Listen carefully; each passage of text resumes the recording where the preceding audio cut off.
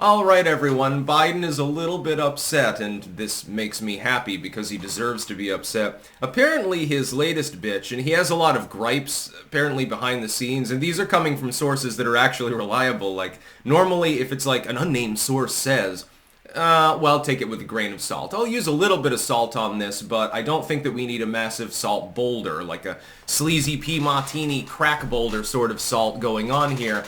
It's believable. Joe Biden apparently is upset because foreign dignitaries and leaders keep meeting with Donald Trump, especially at the Mar-a-Lago. He's like, come on, man, I'm the big boy in the room. Yeah, I mean, he can't put his own shoes on, but he's the big man. And it pisses him off because Viktor Orban and officials from India and Javier Milei and all of these others, they keep meeting with Donald Trump as though he's the sitting president of the United States. On some level, I can understand and empathize because if I was the president of the United States and my opponent who's not currently in office got more visits than I did, I'd feel a little bit sad about that. He should reflect on why that's the case. Number one, these officials and these dignitaries and these leaders are expecting Trump to be reelected. They're hedging their bets on that. Number two, they like his policies more. The more nationalistic side of world politics prefers Donald Trump because they want a world in which globalism is stripped back away from its current excesses. So naturally, ideologically, Javier Milei is not going to be able to have a sit down with Joe Biden and it'll be meaningful. Viktor Orban is not going to be able to meet with Joe Biden and have a meaningful conversation. If anything, with Biden, he even insults countries that are core allies, not even just countries that we trade with them and there's travel and stuff like that, like Argentina, which had been socialistic for many decades. And so you've got a new administration trying to reform it. But, you know, it's a country that economically speaking is more at odds with the United States, technical capitalism than anything else. It's not that he just insulted the Japanese. Joe Biden has insulted the Polish. Again, one of our main allies in Europe with a rising military capability, a large literate population, a lot going on, a lot of development, an up and rising power in Europe. He insults them. So, come on, man, you're a bunch of bigots. Them Japs, they're a bunch of bigots too. They're xenophobic, he said the other day. Well, no wonder the dignitaries would rather meet with Donald Trump. Supposedly Trump, with his mean tweets when he was president, was going to alienate a laundry list of our allies. They wouldn't want to work with the United States. They would embargo us or something like that. They'd go to war. But the French are going to declare war on the United States or something, which never happened.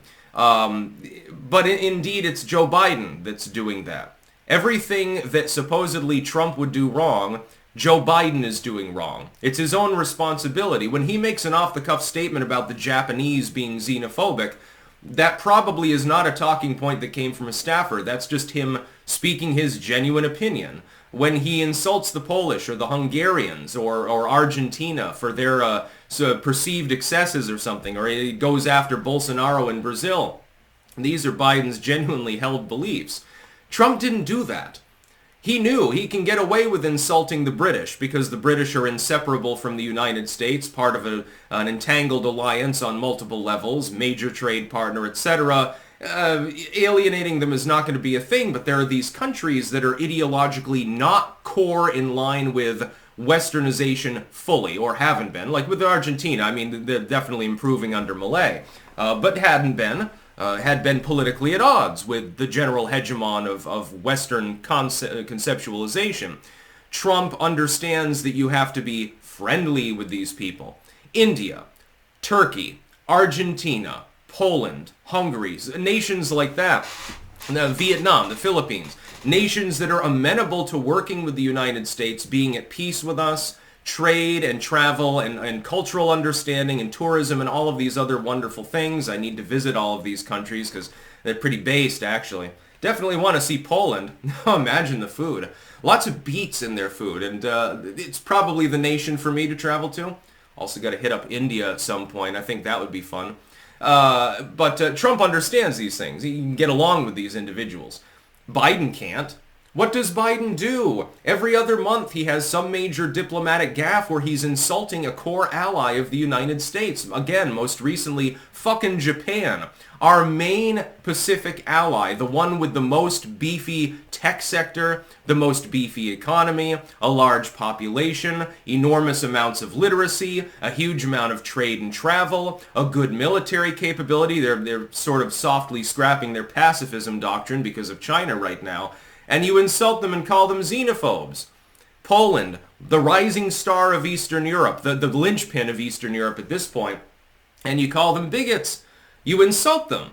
That's not the way you're supposed to conduct diplomacy in that part of the world, and Biden doesn't understand this. He just doesn't get it. He's too fucking stupid.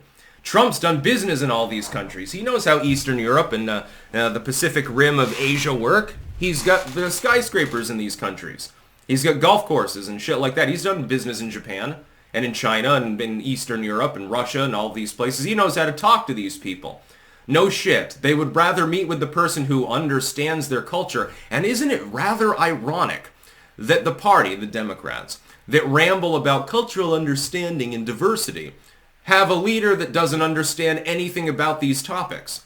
He's 100% locked into the North America and West Europe mentality of the atomic era because that's where he was raised up, and he continues to spin tall tales about his dad telling him it was okay that two gay dudes were kissing back in 1956 or something like that.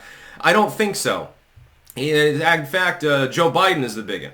He's the hot sauce in the handbag candidate this time around. Donald Trump doesn't care as long as you're giving him money.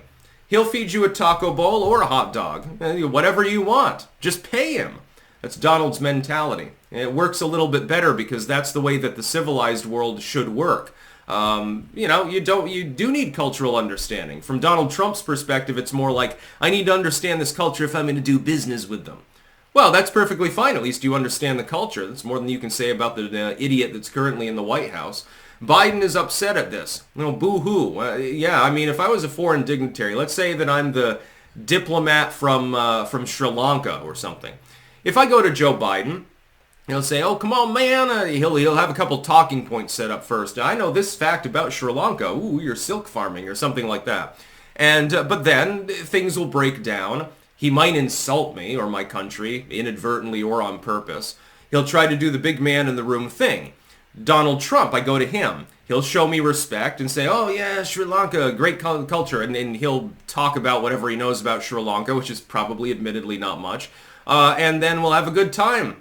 He'll say, you want to go golfing? Here's a taco bowl from Trump Tower, something like that. It'll be fun. I imagine, you're given a choice. Who would you rather spend the afternoon with? Just put yourself in the shoes of some foreign dignitary. Joe Biden, who's going to prattle on a little bit and then get distracted and wander off and do the presidency thing. Or Donald Trump, who's going to take you out to the golf course and stuff you full of hot dogs. Which one would you rather sit next to on the Christmas table?